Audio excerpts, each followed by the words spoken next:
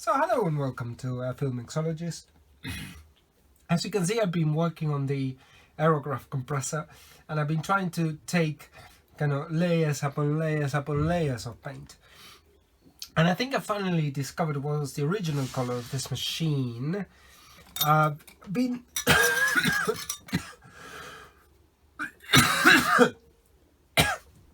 grinding away at this, primarily with like a chisel thing, and I finally discovered this here oil level. I think it's very faint. You can see it here. So I think this kind of green olive color, I think that's the original color of the compressor, at least when it left the factory.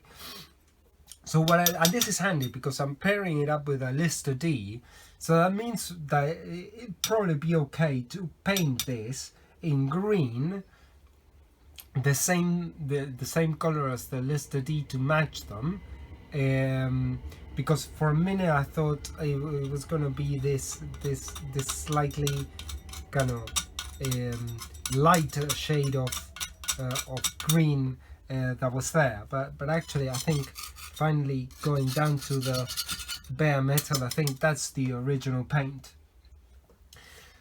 So what I'm going to do now is I'm going to get this compressor, I'm going to start to get as much paint out as I possibly can, probably put a paint stripper and do the heads. And what I'm going to do is I am not going to do the painting with color, but what I'm going to do is I'm going to leave it primed. So I've got a special primer I'll show you in a minute, a metals primer, and the idea will be to just get the thing so that it can be primed and ready for the color later. Okay, so as you can see, this has all been smeared in paint stripper. So now what I need to do is I need to just make sure I take out all the paint and the primer, absolutely everything, and I get it ready to once I clean this up and I wash it, what I'm going to do is I'm going to put it in a little session in the blasting cabinet, and then I'm gonna start priming. But first I think I need to get out all these things and get it in a state where I can prime it. There is one tip though, is that, and the reason why I'm doing this in one go, at least the first coat of primer, is that you cannot leave metal unexposed for very long. So the idea is to try and get the paint stripper off, get the metal exposed, and then straight away primer. At least the first coat of primer. It's going to take a few coats, but at least the first coat now, so that starts protecting the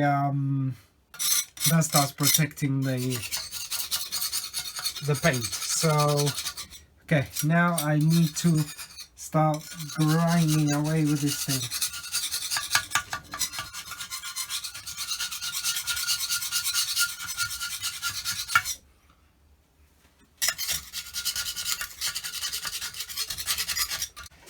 Okay, so as you can see here, I've got most of the paint out, really.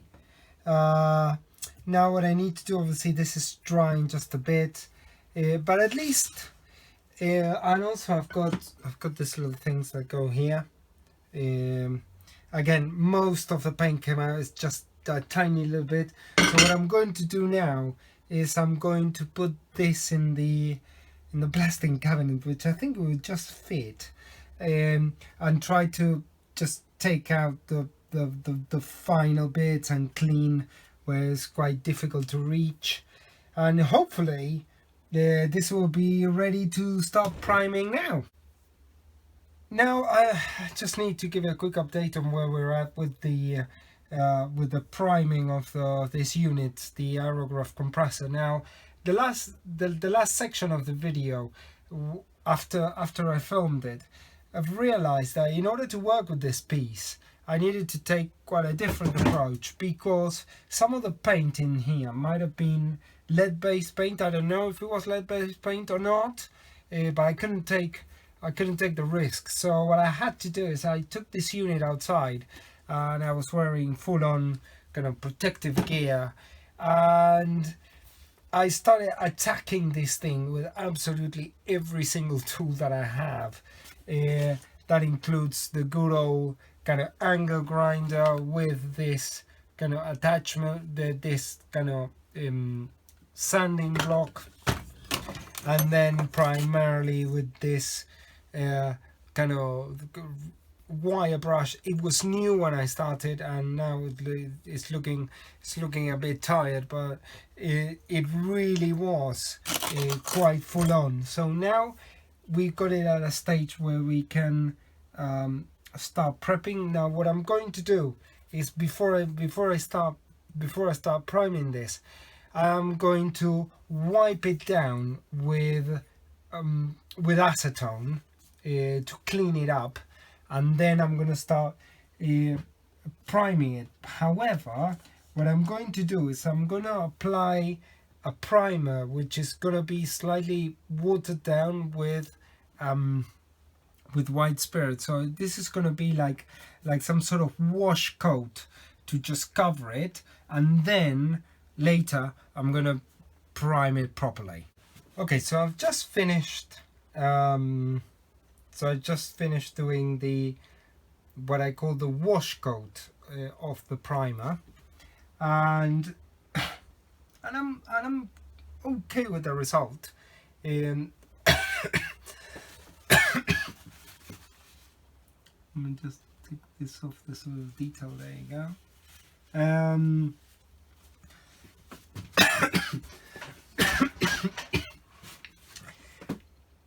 gonna be very honest with you. It wasn't very easy, because I had to kind of really grind away kind of a lot of the stuff to get the metal to be able to make it at least as much bare metal as I possibly could.